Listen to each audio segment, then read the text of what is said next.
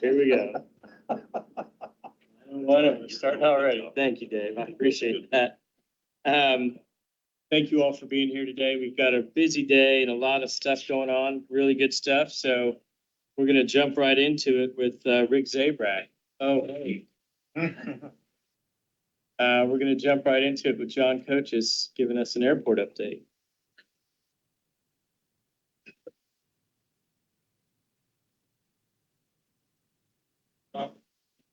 Oh, he's stuck in traffic.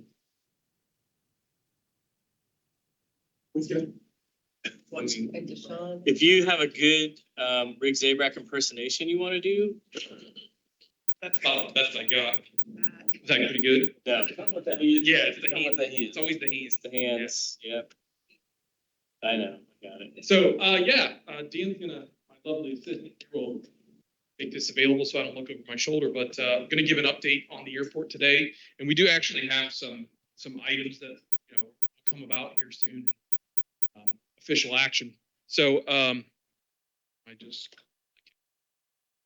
to go second here.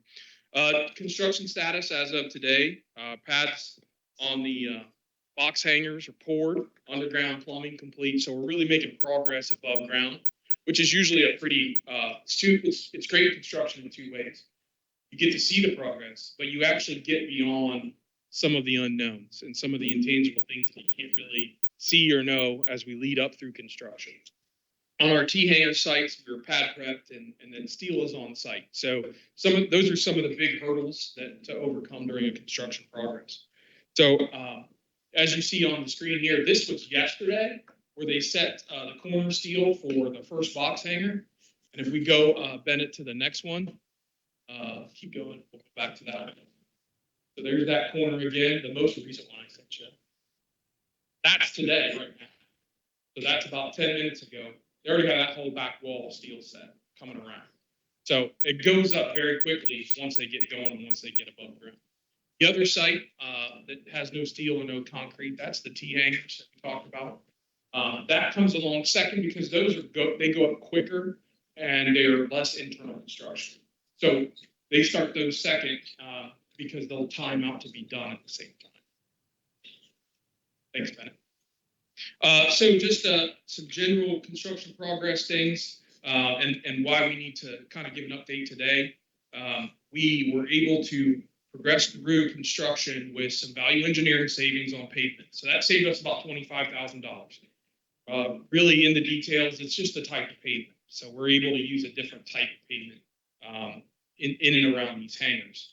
We also met with the vendors, the potential tenants of the box hangars, and really quizzed them on some of their needs. And as designed with showers in the box hangers, so in the bathroom you would have a shower unit.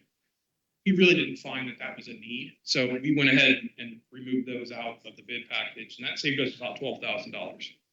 Fortunately, in the ground, we also find construction increases as we go through. So there was some more topsoil. As a farm field in the early century, turn of the century, 1900s, it was probably expected we were going to find some substandard soils. We actually just found topsoil, a large deposit of topsoil that had to be removed.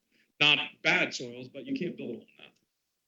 Unfortunately, here's the biggest one, and the reason we have to give the update today.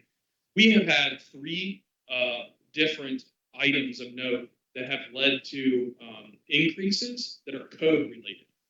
So 2024, the International Building Code was updated. There is a little bit of a discussion on are airport hangars considered to be in the classification that we've classified them or that the building department has classified them in. It's just kind of, there's not a specific code requirement for airport hangars. What that has done is caused an increase in our costs. Electrical upgrades, this was to ground an airplane. So every airplane that sits in a hangar now has to be physically grounded, electrically grounded while it sits in a hangar. That was never a requirement until 2024. And it really is only common sense when you're fueling an airplane. Plane is just sitting there. Why does it need to be grounded in an hangar?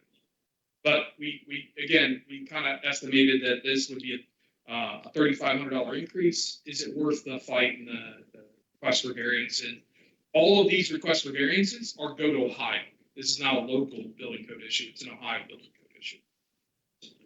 So the next one that came on was our fire egress. So if you remember the T-hanger, there's a simple folding door and a manhole.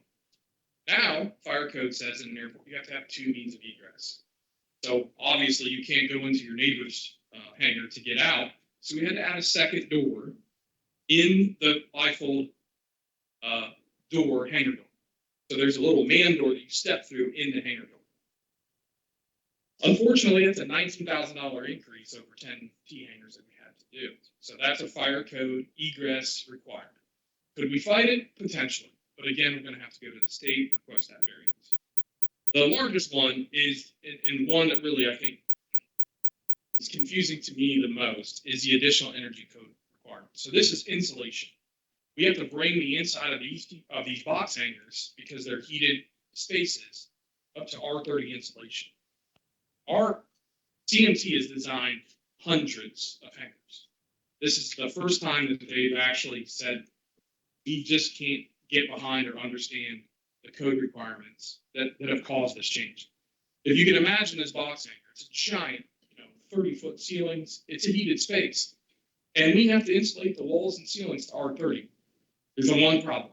There's a giant hangar door. And in the code, it says it's exclusive. So why do we have to put R30 insulation on 3 sides of a cube, but we're just going to ignore the fact that the door doesn't need to be insulated and can be opened at any time? The code doesn't make sense. Again, we can go and request a variance, but it's probably a 6-month process. In the packet here that you'll see in the future, there's an architect that designs the hangars, the manufacturer of the steel, and they said, we're willing to go fight on any hill you want, but this just doesn't make sense. We've kind of gone through this process, but what we're looking at would be adding months to the schedule and essentially freezing all the work until we can move. So unfortunately, that's the bad news. The good news is with those deducts and savings, we kind of carved a little bit into that cost, and we're looking at that change order would be $110,000 on a $5.5 million project. I've seen worse. And as we progress through construction, going through the permitting process and getting out of the ground are usually the 2 points that you bring up for change orders. So I feel confident moving forward. The risk is low to see another one, but there's never a certainty. So with that,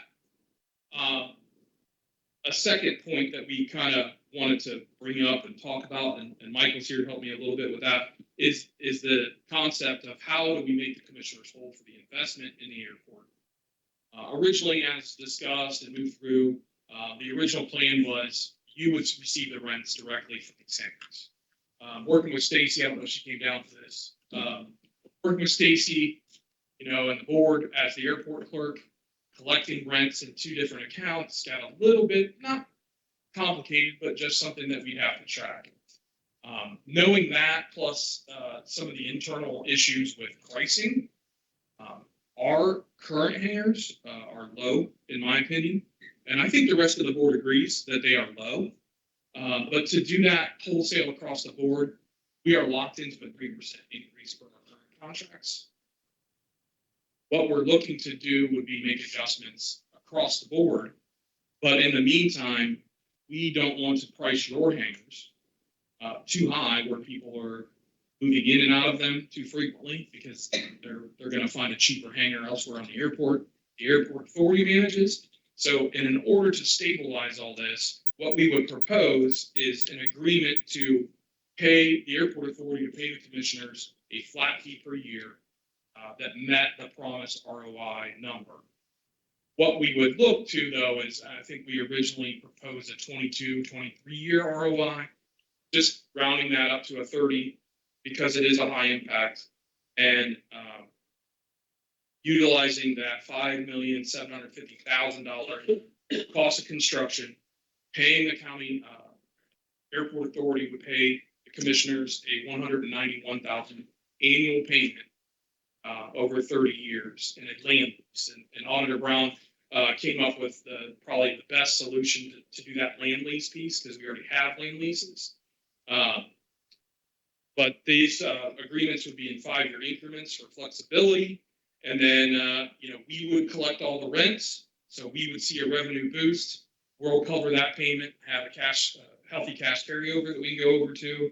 And then incrementally, we will increase the rents of all the hangars as new customers come on. The board has a little bit, there's a little bit of a difference of opinions on how we implement cost increases.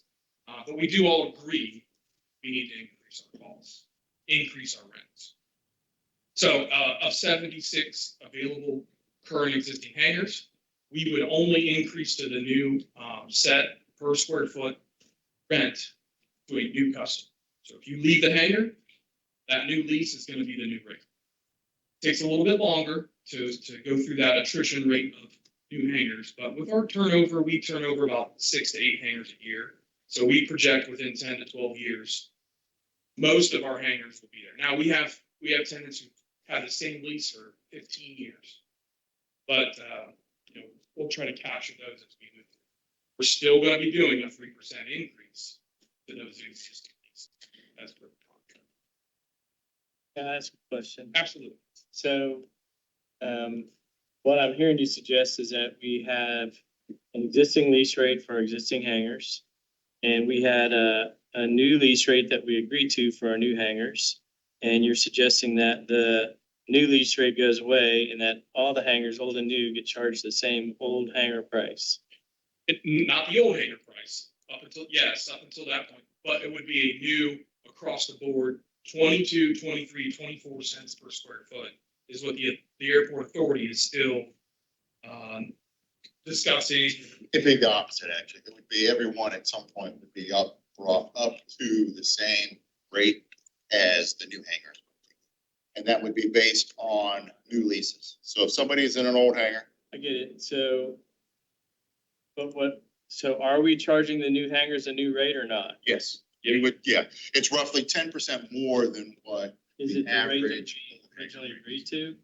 The rate that we originally agreed to was the impression is across Central Ohio that's too high.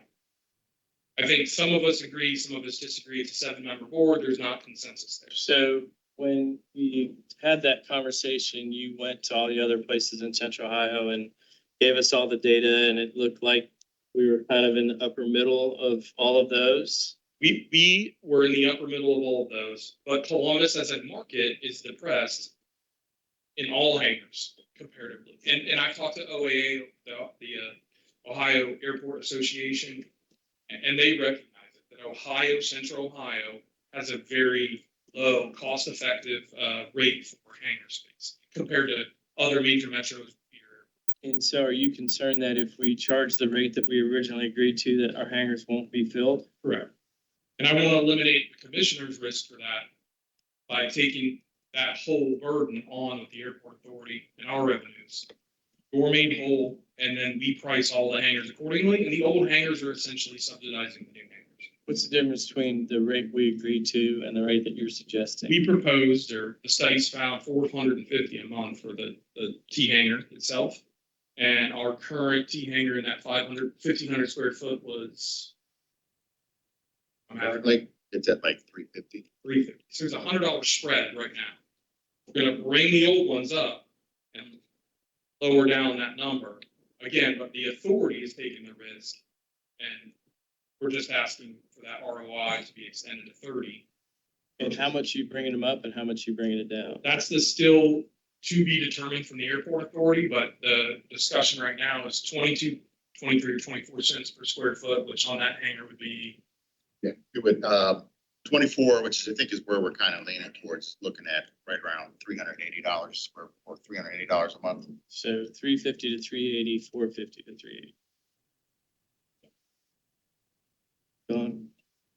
So just to recap overall, Stacy put together a projection that basically demonstrates that we can afford to take on that additional those old hangars and the revenues that they collect we'll be able to pay for the board of commissioners, still have a cash reserve and still cover our operations.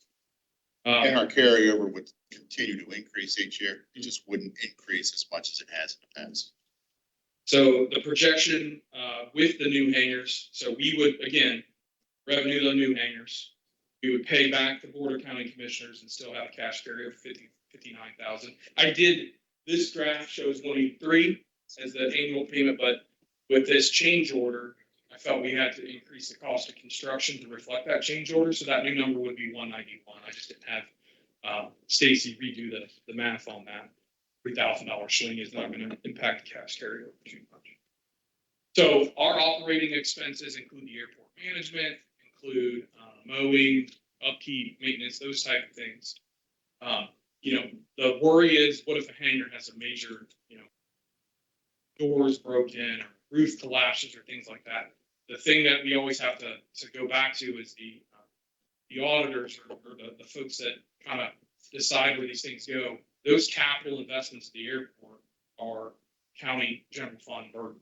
That's why you match our grants. Operational expenses are the expenses of the airport authority.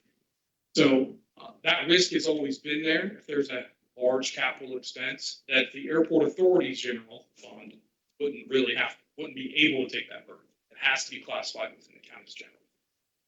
So that risk has always been there, but we don't have to necessarily factor that into this equation.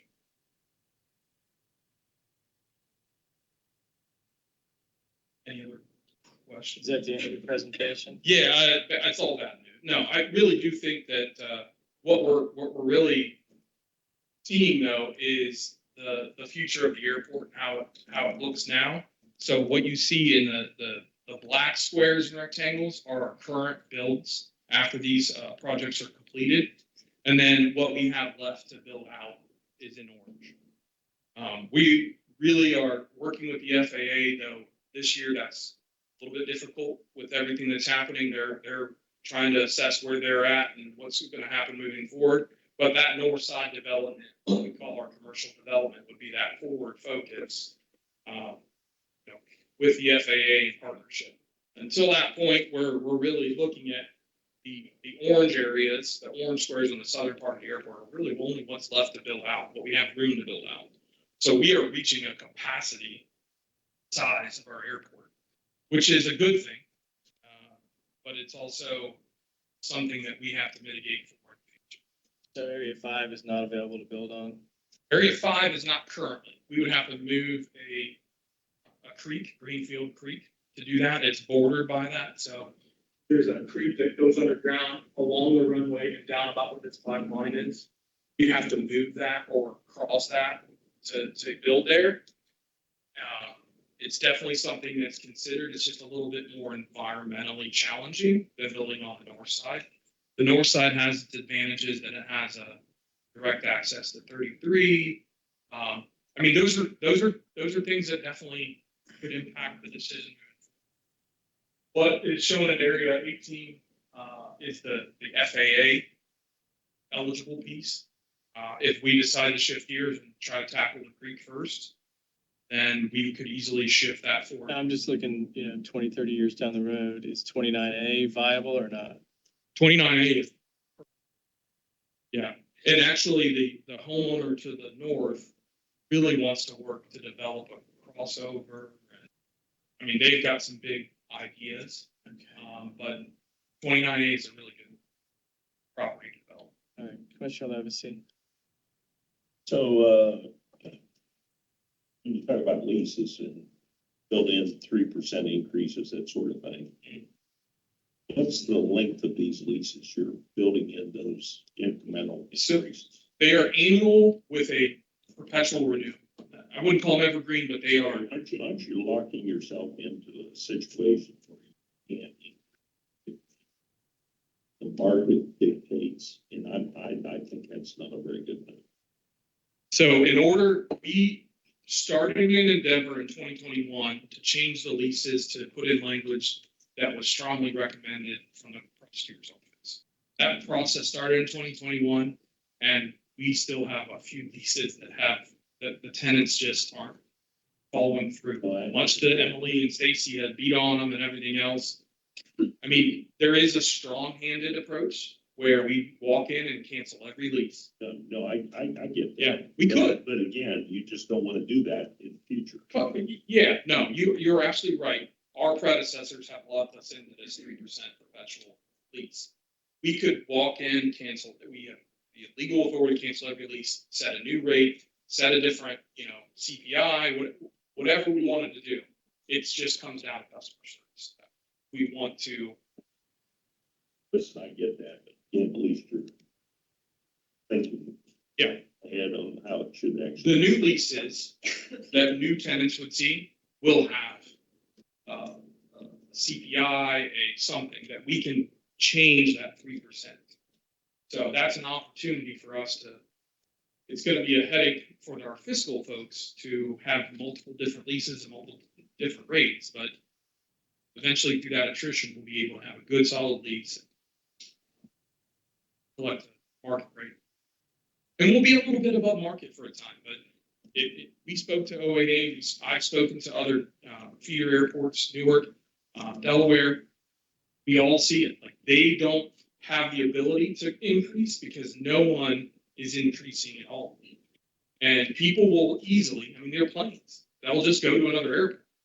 But I really think people don't want to drive 45 minutes to get in an airplane and fly around for 2 hours.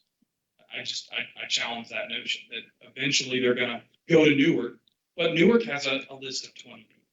Delaware has a list of 20 people. We lost 60 hangars in Indian Lake when that tornado hit.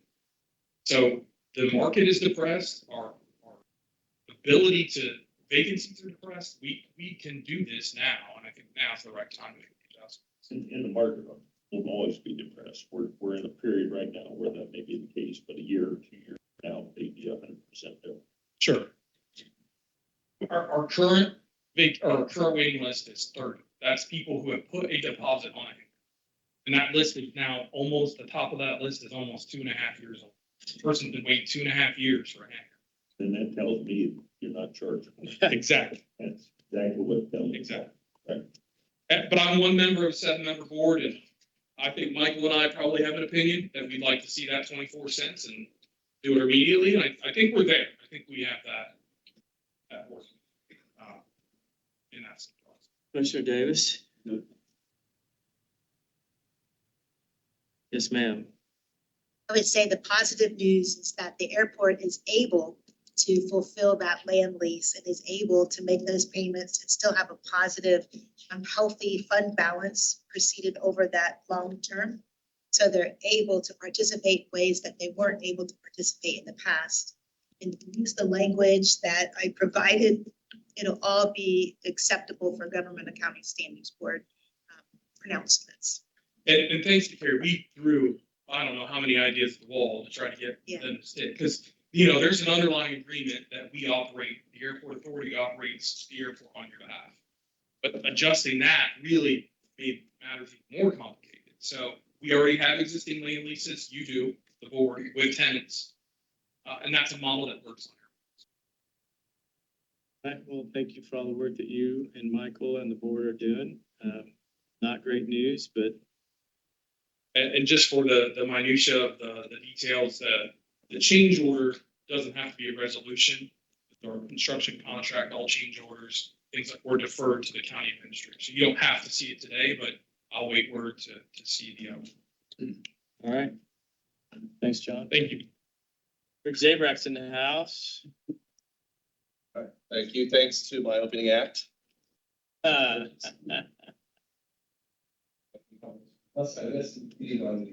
yeah.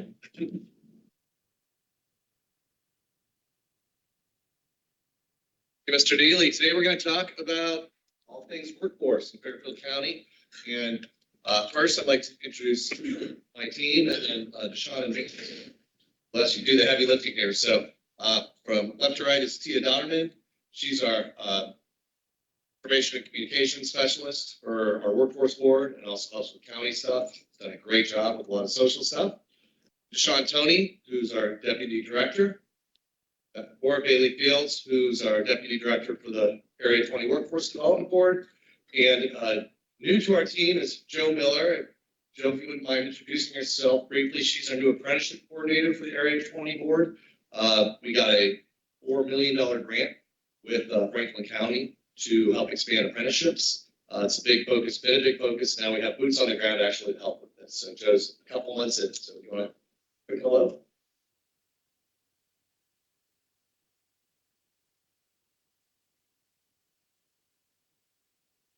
So I will be responsible for working with businesses, educators, to grow career apprenticeship and apprenticeship around here in the region. Welcome to the team. She was an instructor at Hockey College, so we may have. Sean's coming up to take over your presentation. Yes, he is. All right, so career readiness and workforce center fall under Deshaun, so let her take the role. Okay, awesome. Teamwork. Good morning, Commissioners. Short here. So our career readiness program, of course, you can see there that what they do in the county with the high school seniors and juniors, they assist with identifying career paths. They learn the students learn the tools to prepare for work and then get connected with local employers. The way that they do those things is that they have employers that come into the classroom and they do presentations to talk about what they have to offer in their organizations. Currently, we have all 8 school districts that are participating. So we have a career navigator in all 8 of the school districts here in Fairfield County. Awesome. So these are our successes. So before I get into that, I wanted to share with you, we started off this school year with 313 students participating in our career readiness endorsement program. And so by April the 25th, we had 263. So we lost 50 students. And as of right now, we lost an additional 10. In 2024, we started to look at, based on what I was seeing and hearing from our career navigators, we started to look at what that list of tasks looked like for the students and how difficult it was for them to get through that entire process. So we started having conversations about how to make changes so that we can get more students through this process to earn this endorsement. So in addition to talking to our career navigators, we also started to talk to our employers, at which time we had about 77 employers. So we got them all into the meeting and we started to go through this list of tasks for the students to earn this career readiness endorsement. And what we learned was there were some changes that they would like to see based on what they like to see when students enter into their employment. So we went through the process of making changes to that list. And so what we're hoping to see next year, based on the changes that we've made, is that we see more of our students be able to stay connected to that program and actually finish and earn that endorsement. Some of the things they wanted to see were more mock interviews to prepare the students. They also wanted to see us have more emphasis on driver's education because, as we know, students get a job and sometimes they can't actually get there because they don't have a driver's license. And so we've made some of those changes in addition to networking and things of that nature. So 2023 to 2024 school year, we had 7 of the 8 districts participating. But this year, again, we have all 8. And last year, we had 212 students earn the career readiness endorsement.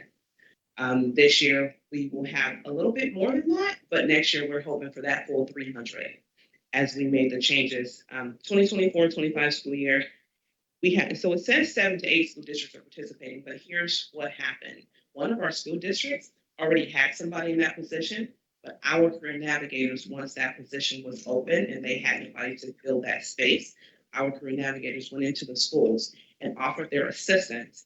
And so now they're filling in that gap because the school district has not hired anyone for that position. So we are technically in all 8 school districts, but we only have 7 that are participating. If I could ask a question, when you say you lost a student, does that mean they dropped out of the program and went back to just being a regular high school student? Absolutely. And they have that option because what we're finding and what I hear from career navigators is some students, one, they don't see the value in it. They don't see the value in taking the time out to learn all of these different skill sets to go into the workforce. The other thing that we're seeing is that and which is why we started making changes to the list. The list is too much.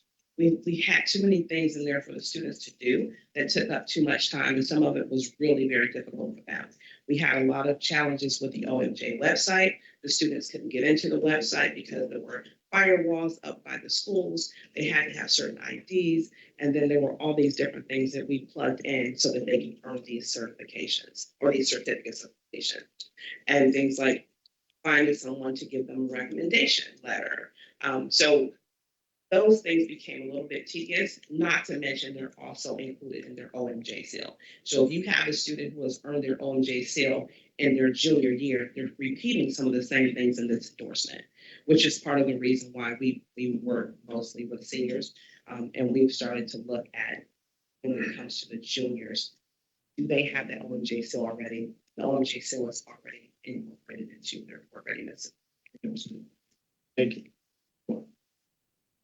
Pre-apprenticeship program. So these are the pre-apprenticeship programs that we have. Phlebotomy, of course, is a certificate program. It is not a full pre-apprenticeship program.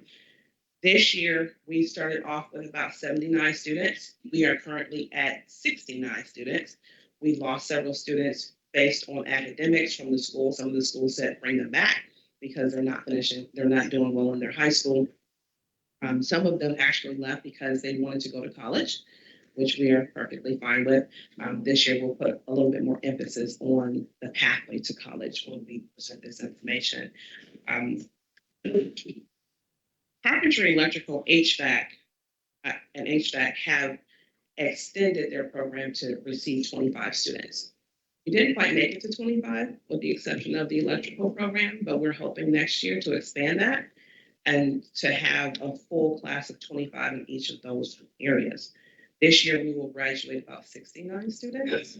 And 14 of those are from the phlebotomy class. All right, our pre-apprenticeship program successes.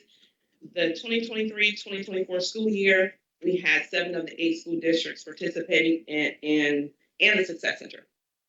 83 students graduated over 6 programs, including phlebotomy, and of those 83, 50 of them went on to work in their industries. In 2024-2025 school year, which is this one, we have all 8 school districts participating. What that means is that all 8 school districts have a student in our pre-apprenticeship program.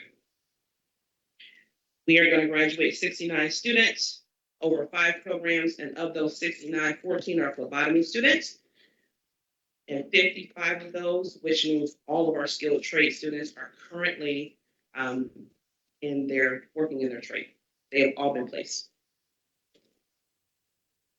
Summer camp. So this year we have, go ahead, sorry. So, the program, this pre-apprenticeship program, when they graduate from our program, they are now a pre-apprentice, or are they available for apprenticeship, or what happens next, I guess? They have the opportunity to enter into an apprenticeship program within their industry. And some of them choose to, some of them choose not to further their education in that area. Some of them choose to just continue on with work.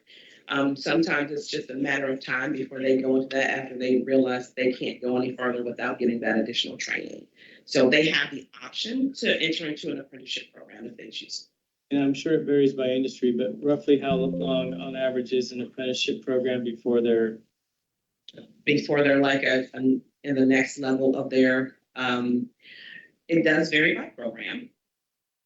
If I recall correctly, when it came to HVAC and their level 2, they did that level 2 in about 4 to 6 weeks. And then they were able to do the level 3. And that was offered by Hocking College with our students who had already completed the program. So that's graduating from an apprenticeship program into Graduating from the pre-apprenticeship program, going into apprenticeship and doing those classes to get to the next level.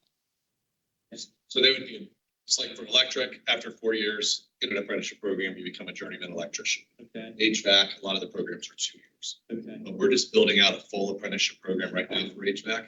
okay, So that'll be the first in our area. thank you. Summer camp. We currently have 72 students that are enrolled in summer camp. And we have 270 seats that we are offering. Those are our camp offerings this year. And these are our partners. We actually have a teacher in addition to this partnership list from Delaware City Schools. Very excited about that. And that's you. All right. Thank you to Sean.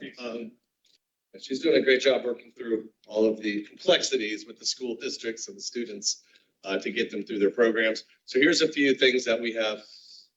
So, thank you to Deshaun.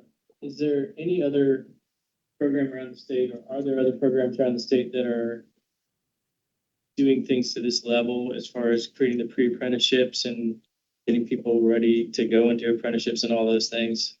Not designed like this. New Lexington they took one of their own schools and made it a workforce center. Highland County has a workforce center, but a lot of them are just partnerships with their career tech schools or just their teachers doing the teaching, not partnering with, colleges and offering adult and school student programs. And then career readiness, there's various programs around, like Pickaway Works in Pickaway County. A lot of those fall in the school districts, and in my opinion are as effective because they don't have all the employer partners. Cool. Thank you. Speaking of career readiness, one other thing that we got going this year is Ohio University got a 4-year grant